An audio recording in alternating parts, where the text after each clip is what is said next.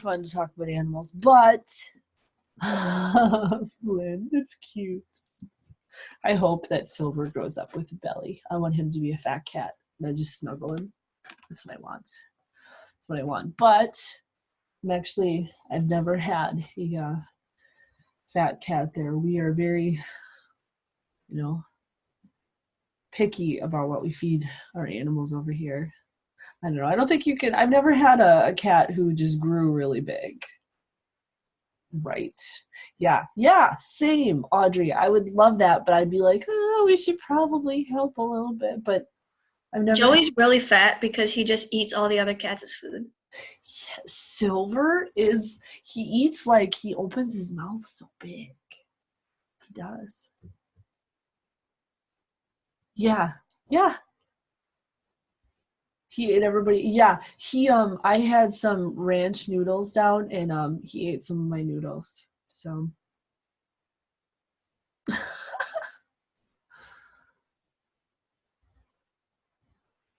oh yeah. Yeah, Audrey, that is something to watch for. Yeah.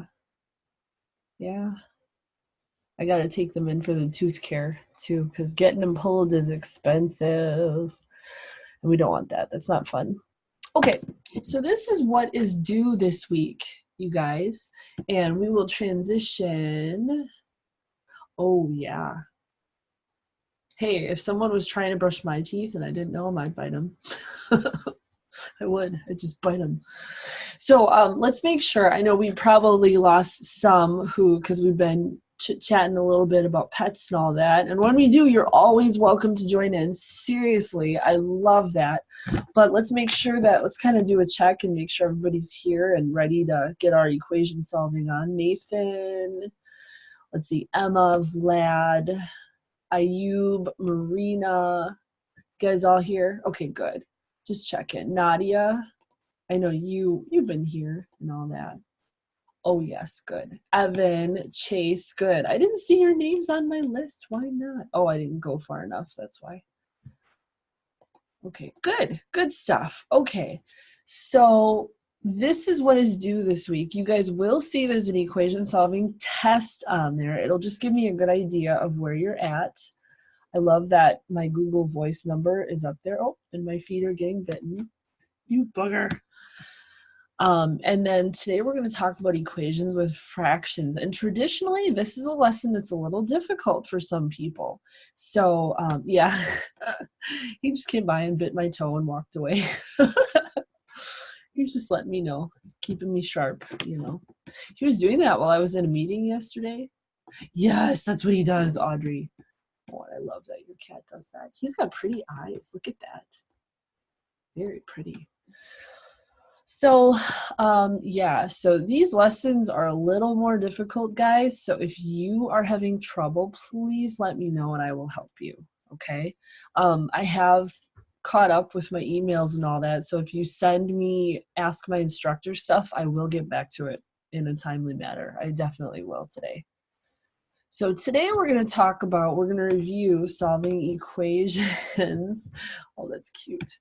Solving equations with variables on both sides. We're also going to solve equations that involve fractions, and we're going to do a really cool way of getting rid of fractions. It's by multiplying by a common denominator. I'm going to show you guys that.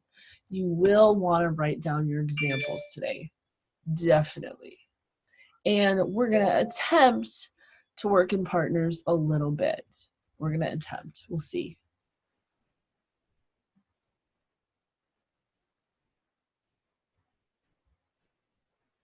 Oh, easy. Oh, that's really cool. It's a neat name. Okay, so guys, we already talked about solving multi-step equations. So I just wanted to review those steps. Remember, step 1, you simplify each side of the equation by using the distributive property. Easy, easy. I like that.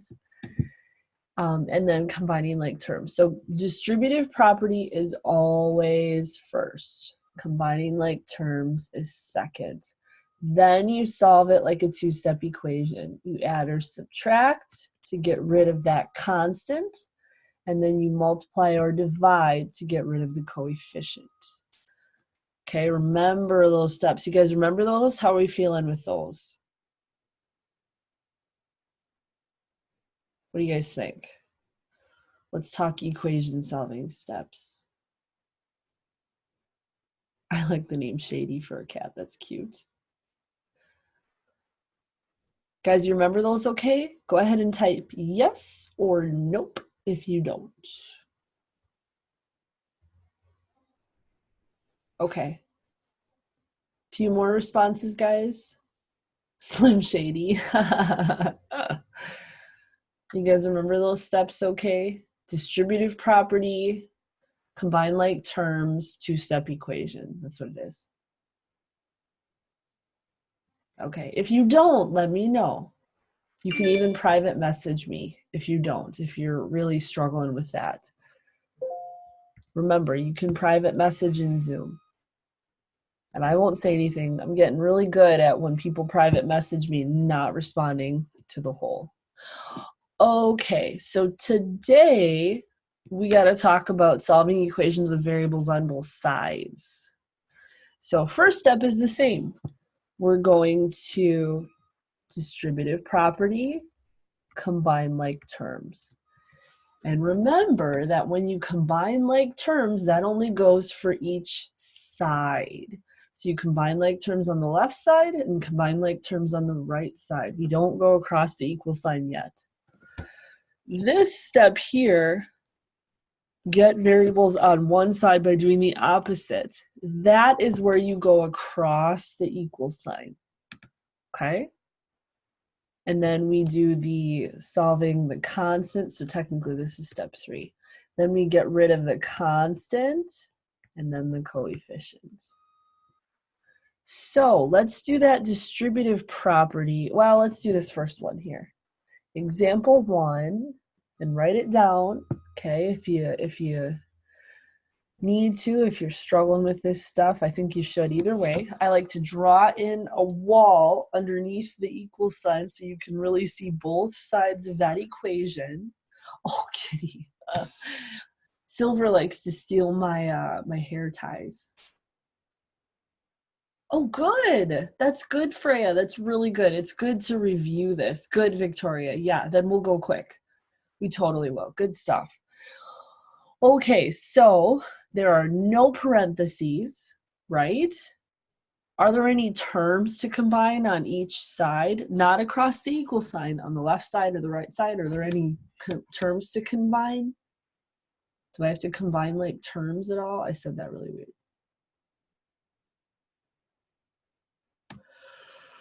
What do you guys think? Audrey, I might have to make that picture you sent me of your dog and cat in my screen. Oh, that's so thoughtful. That's super thoughtful. What do you guys think? Do I have to combine anything on the left side or on the right side before I go across the equal sign? Are there any like terms to combine? Do you think yes or no? No, you're right, Emma. There's nothing to combine there. So now we're going to go straight to step 2. Get variables on one side by doing the opposite. So let's pick on the smaller variables so that we don't have any negatives. Which variable and coefficient are smaller? Or another question before that one, what are my 2 variables and coefficients? What are those terms?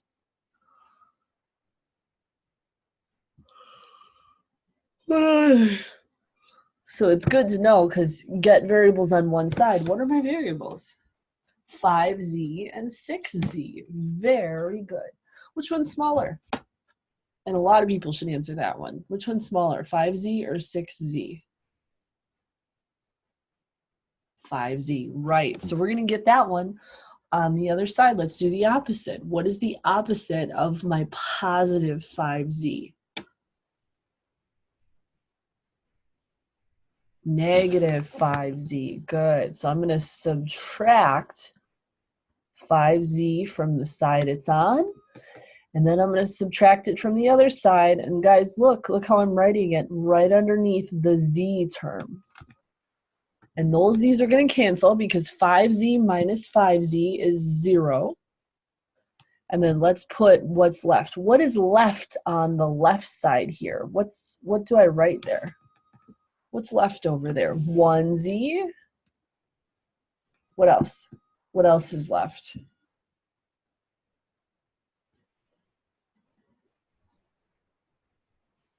Yeah, plus 17. Good.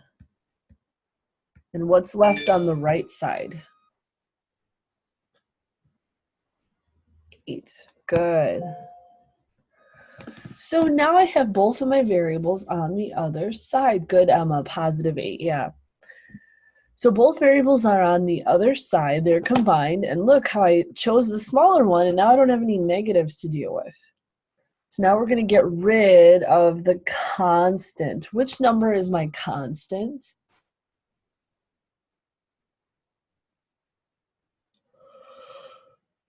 What do you guys think? One of those is the constant, the 8 or the 17. One is the constant and one is the answer. Actually, you know what, Emma, based on our vocabulary that we did last time, you're right. 17 and 8 are called a constant. Okay. Bye, Addie. Thank you. And thanks for telling us in advance there. Thank you. Oh, very good, Emma. Yeah, 17 would be our constant because it's on the variable side. Anything on the variable side is your constant. So positive 17, we're going to do the opposite of the positive 17 to get rid of it. What's the opposite of positive 17?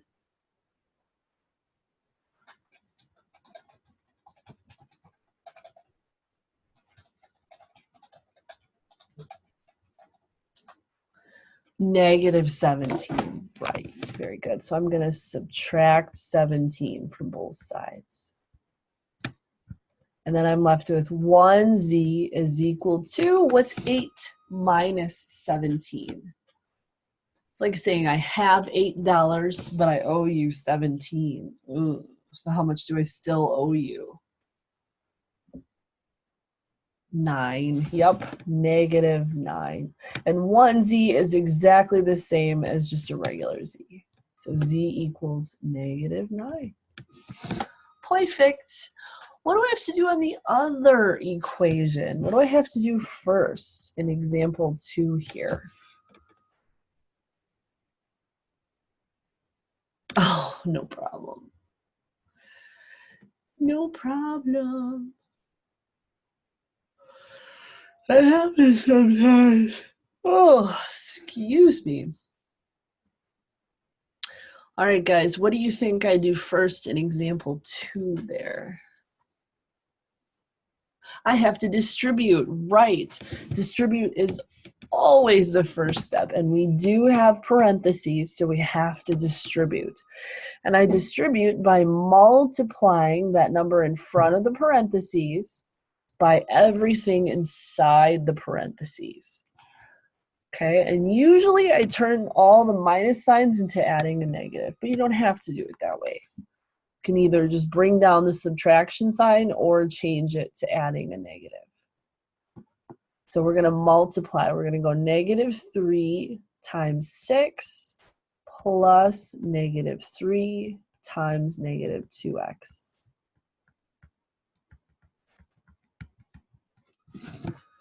Okay, and now I distributed. What do I get when I do the multiplication and simplify that left side? What is negative 3 times 6? And what is negative 3 times negative 2x? What would I have on that side there?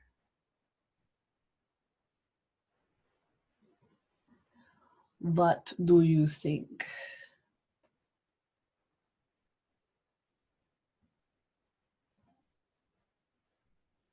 Yup, very good. Good job, Emma. We would have negative 18 plus 6x equals 2x plus 10. Good. So now I want to pick on, I don't have anything to combine like terms-wise, so I'm going to pick the smaller of the two variables. Which one's the smaller of the two variables? Is it 6x or is it 2x? Very good. You got it, my friend. Yes, that is right. So 2x is smaller and it's positive. So what are we going to do to each side to cancel out that positive 2x?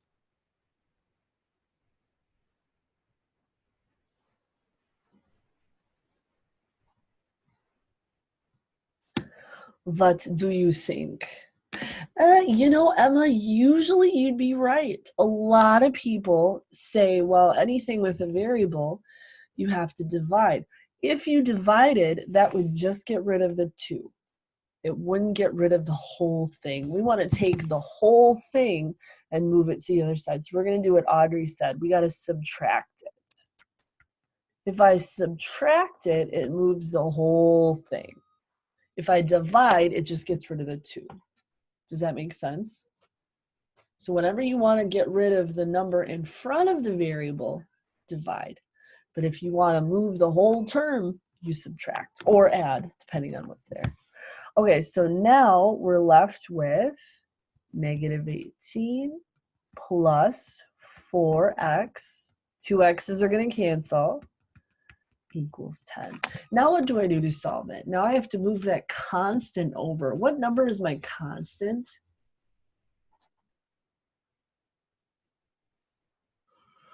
Yep, very good. Negative 18 is the constant. So I'm going to do the opposite of that to move it over. What's the opposite of negative 18? Adding 18, right. So we're going to add 18. Add 18. So we're left with 4x equals 28. Now I want to get rid of that number right in front of x. How do I get rid of the number in front of the x?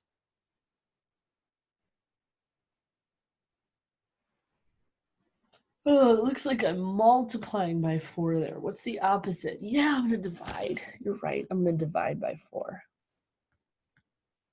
And I get x is equal to 7. Boom. Done. That's very good.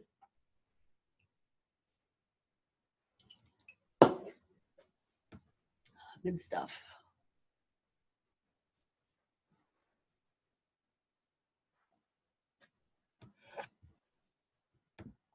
Good stuff, guys. Any questions there?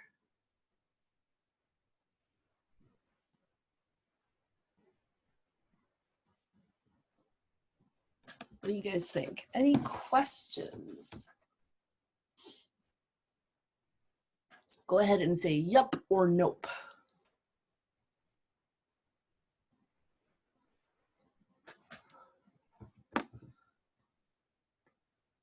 So I'm going to bring this up. Usually I don't do this, but someone just asked a really good question, and I want to say it just in case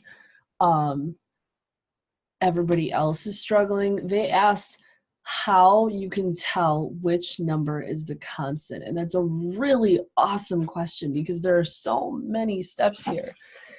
So I can only figure out which number is a constant once I make it a regular two-step equation. So here is my equation. This is when it got turned into a regular two-step equation right here. How can you guys tell which one is the constant? Do you guys have any tips? How do we know which one is the constant? Because there's 3 numbers there. Which one can we eliminate right away that definitely could not be a constant?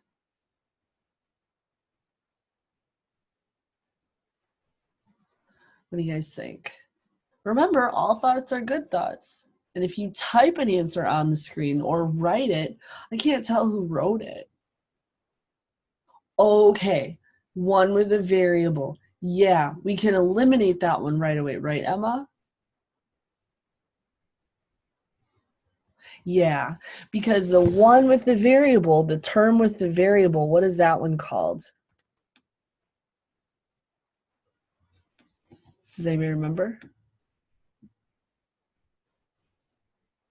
It's the coefficient. Good.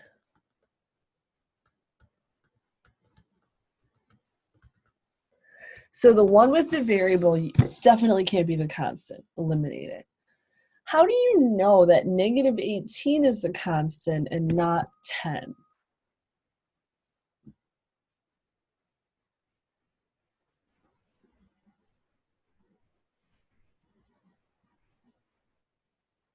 What do you guys think? How do you know that negative 18 has to be the constant? A lot of people get confused on this part. Why could it not be 10? Yeah, very good, Emma. So the constant is always on the same side as the variable and coefficient. Okay? So constant and coefficient are always on the same side. Your other one is just your answer. It's going to be by itself. Does that make sense?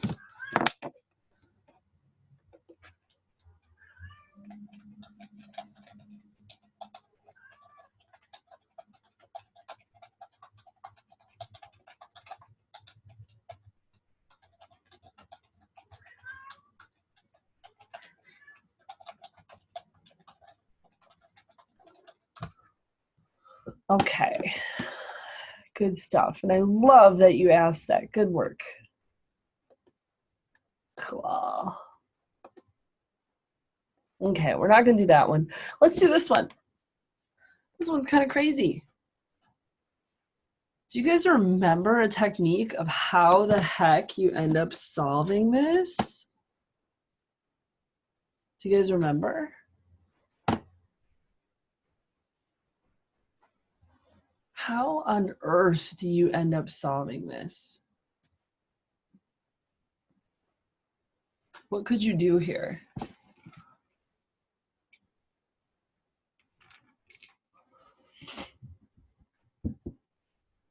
You guys remember, like, what about this? What if we have, oops. Ah, no. Okay. What if we have x over 8 equals 7 over 8? Don't look at the next page. No, I'm just kidding. It's okay. So what do you guys think? Anybody remember what that technique is called? Kind of looks like this.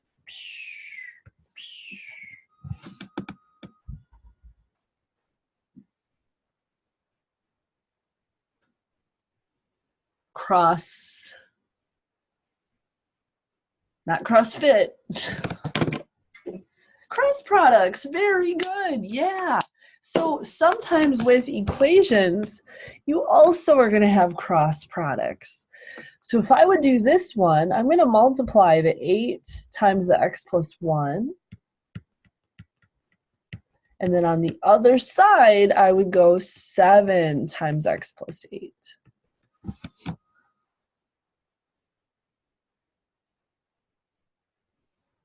That's good. It's very good. It's good to get seen that. Yeah, like if you don't use it, you lose it, right? So what would I do now? If I find the cross products, now what do I do?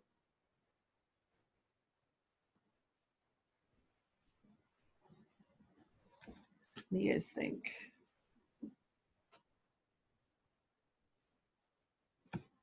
I would distribute. You got it. So I'm going to go 8 times x, and then 8 times 1. And then 7 times x, and then 7 times 8. Very good. Now what do? I have a variable on each side. Dun, dun, dun. What do?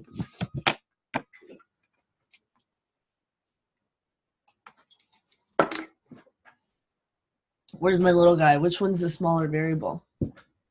Yes, very good. I'm going to subtract 7x.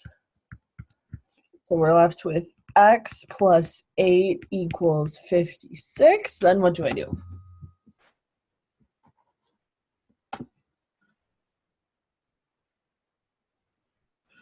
What do you do in an equation? It's the what do you do for a Klondike bar. Remember that? Now I want some ice cream. Oh my goodness. What do you guys think? What would I do there? I would subtract 8. Very good. So I get x is equal to, I think, 48. Good. Good stuff. Okay, take a minute. Make sure you're alive, because we are going to talk about fractions. Who hates fractions? My favorite ice cream? Good question. I like anything with like chocolate and like pieces of like candy or cookie in there.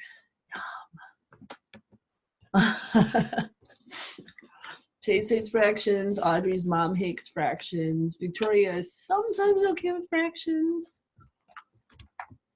So unfortunately, sometimes you will have to cancel out stuff with fractions.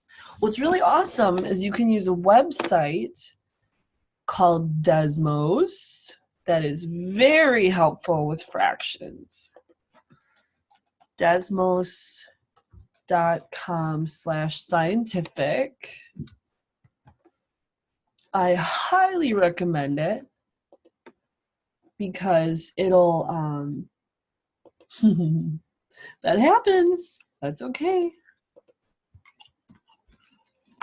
There's the website. It helps you add fractions and then you don't need a common denominator. It's pretty cool. Okay, so wake up, make sure you're alive because we're going to talk about fractions real quick. I don't think we're going to get to my partner activity. Darn it. Someday, that's okay. So first step is you're still going to get rid of the constant by doing the opposite operation. What you got to remember is if you are adding or subtracting, you need to have a common denominator with fractions. That's okay, Audrey. That happens. It keeps people on their toes. And then step 2 is get rid of the coefficient by multiplying by the reciprocal. Who knows what a reciprocal is? What's a reciprocal? It's a crazy term. The heck does that mean? The opposite kind of. Kind of. So it's like when you take a fraction and you do what with it? We don't make it like opposite, like positive or negative. What do? You flip the fraction, right? So which number, here's my problem, okay? What number am I going to get rid of first in that equation on there? The 1/4, the 7, or the 2? The 7, and we have a positive 7. You guys are right. So the opposite of positive 7 is what?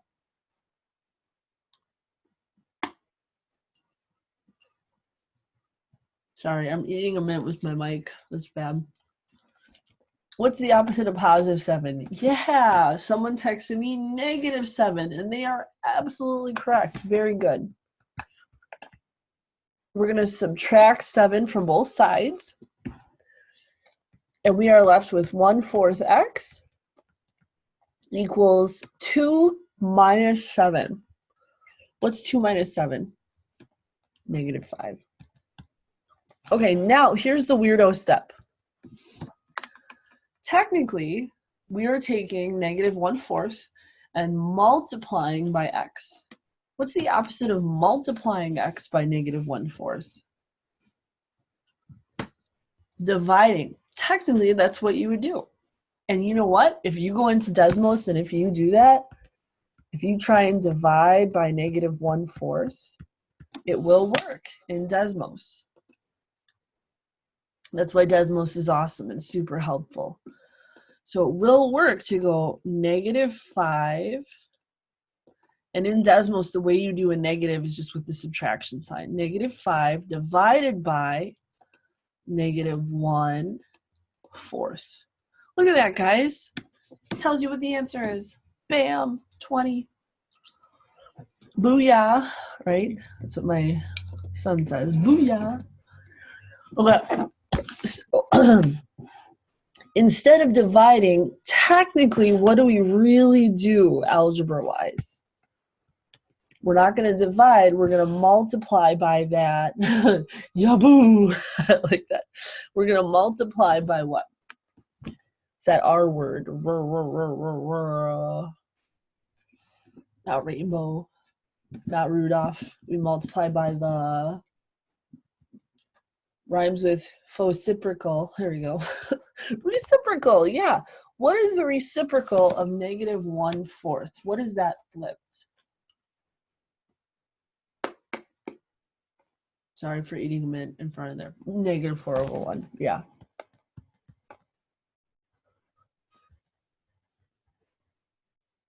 And remember, when you multiply a whole number by a fraction, you just put it over 1.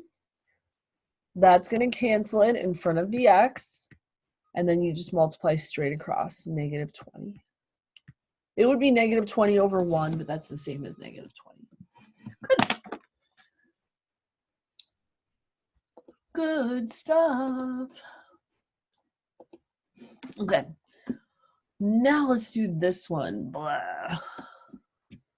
Let's do it. And I'm going to show you a really cool trick to hopefully get rid of all of those fractions there. So what do I do first here?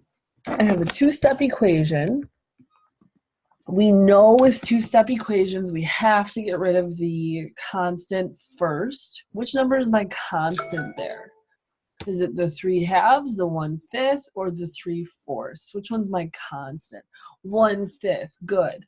And we're going to get rid of that opposite by subtracting it from both sides. 3/2 is still left over. And now technically, if I want to subtract those, what do I need to do with those denominators? What would I need to do? What do you need in order to subtract when you have a fraction? Yes, ma'am. Technically, you would need a common denominator. What do you guys think the common denominator here would be? What's in common between 4 and 5? What could they both become? 20 is right. Good. 4 times 5 is 20. So we got to do the same to the top. 3 times 5 is 15. 5 times 4 is 20. Do the same to the top, -4. So now we have 15/20 minus 4/20. What would that be? 11/20, yeah. Now we have a fraction. Very good, guys, very good. Now we have a fraction coefficient. How do I cancel out multiplying by 3/2?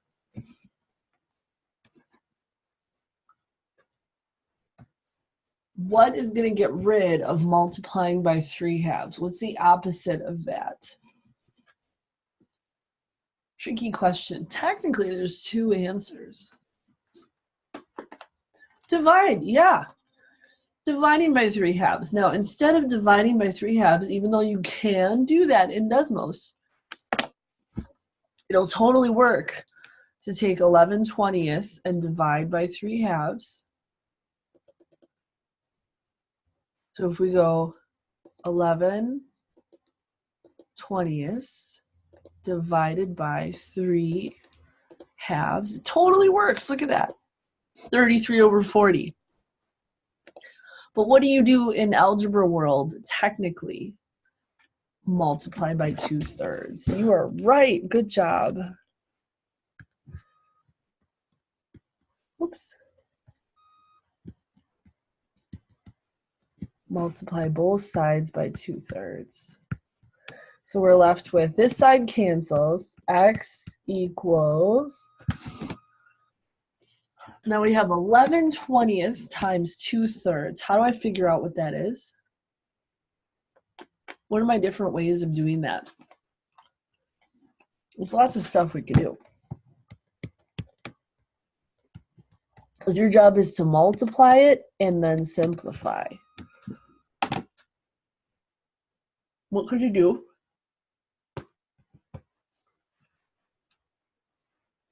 What do you think?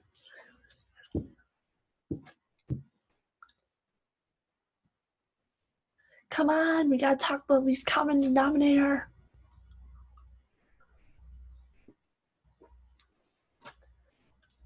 What do I do to multiply those two fractions? What's my process? What very helpful program could you use? Good suggestion, Emma. We don't need a common denominator to multiply. I'm so glad you said that because it's a very common thought that you need a common denominator, but we don't need a common denominator. So since we don't need a common denominator, can we just multiply across the top and across the bottom? Can we do that? Say yes. Yes, yes, very good. And Audrey, you're right. We would go 11 times 2 is 22. 20 times 3 is 60. Very good, guys. And I could reduce that, right? What could I divide the top and bottom by to reduce it? By 2. So 22 divided by 2 is 11. 60 divided by 2 is 30. Good stuff. Easy or hard?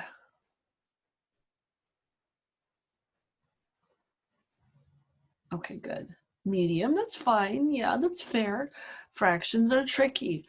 Remember, you can use Desmos. It's really helpful because then you don't have to worry about the common denominator thing.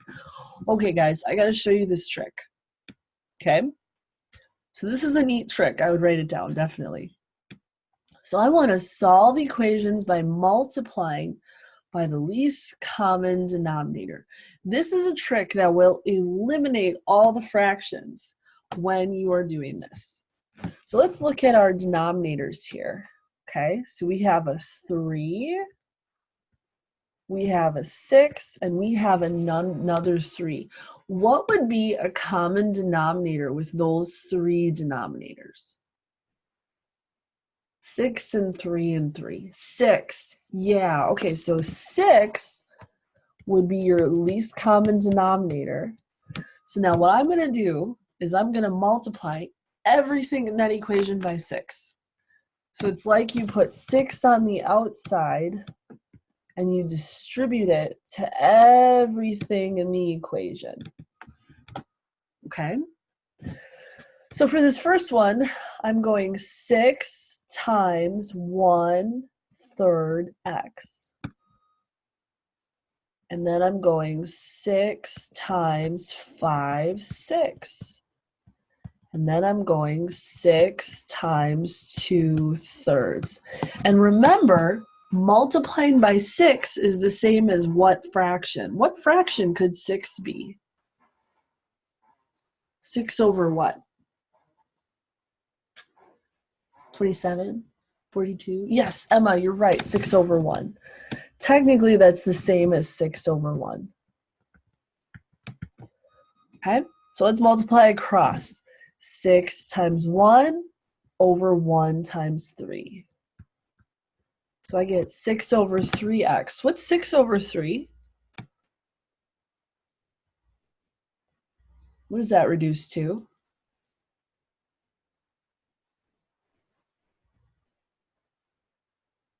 6 over 3. Well, it's the same as 6 divided by 3. You're really close. Yeah, person who just sent it to me. It is 2. Very good. It's definitely going to be 2. So that simplifies to 2x. What about here? 6 times 5, which is 30, 1 times 6. What about 30 divided by 6? What does that simplify to be? 5. Good. So minus 5. Look at this. This fraction looks better.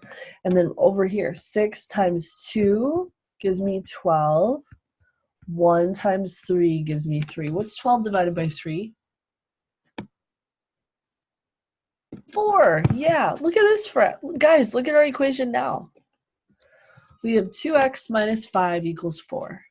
Doesn't that look a lot better compared to this? I like that one on the right.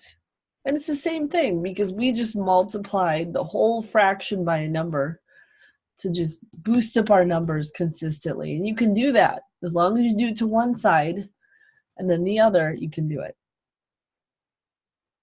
Okay, so we got to solve that two-step equation. What are we going to get rid of first? The 2, the negative 5, or the 4? What would we get rid of first there? Negative 5, yeah, so we're going to add 5. So we're left with 2x is equal to 9. And then what's the opposite of multiplying by 2? Dividing by 2. And then Math Excel is absolutely fine with you leaving it as a fraction. It's more accurate that way. Good stuff, guys. How do we like that trick? Yup, 4.5 is another way to put it. Very good. So all you do is you find out what your least common denominator is and you multiply it throughout the whole equation and then it gets rid of the fractions. Very good. Any questions on that one?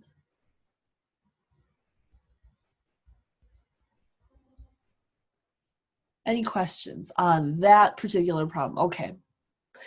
So unfortunately, we are at time. What I will do, guys, if you see, I have a few more examples here. I'm going to demonstrate it, just 2 more examples. I will make a video of it. I'll actually just kind of, no, I'll stop it here.